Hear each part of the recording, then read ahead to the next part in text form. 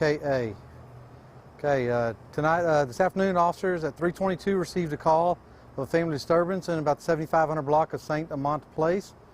When officers arrived, one of the parties refused to exit the residence and speak with the officers. It was later determined that the subject could possibly have weapons inside the residence. Due to the fact of him refusing to exit the residence and with the possibility of weapons, we do consider this what we call a barricaded subject. In response to that, we do notify our SWAT team. The SWAT team then arrived on scene.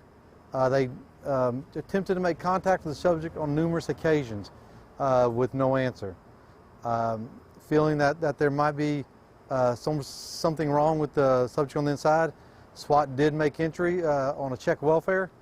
Once inside, they did locate a white male with injuries that were incompatible with life. At this time, we do not feel like there's any threat to the public. We do feel like this is an isolated incident. Okay. What questions do y'all have?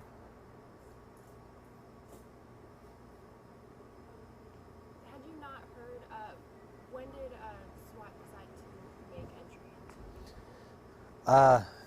Once they were unable to continue to get a hold of the guy, and then speaking with the family, and they felt that it was necessary to go and make the entry, at which time they did, and that's when they located the subject. Did the subject respond to any attempts to make contact at all? No, he hadn't responded since for quite a while.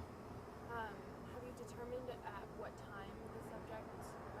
We have no idea. We have no idea what time it happened. Was it he was found dead, but was it self-inflicted? It appears to be self-inflicted, but that's something we'll have to wait till with the autopsy and the medical examiner to confirm it based on testings that they'll do down there. We were hearing a lot about a domestic dispute that's kind of got out of hand. Would you be able to confirm anything on that? Well, we were called out here on a family disturbance or domestic dispute is what some people call it. That's what our initial call was to come out here for. And then once we got out here, some of the parties did exit the residence. One subject did not. And that's what led us to the outcome that we ended up at. Did you suspect that the suspect might have any intentions of harming himself? Nothing that we know of. I mean, but that's that's speculation. I mean, everybody can speculate one thing or another and second guess. But at this time, we didn't have any reason to believe earlier.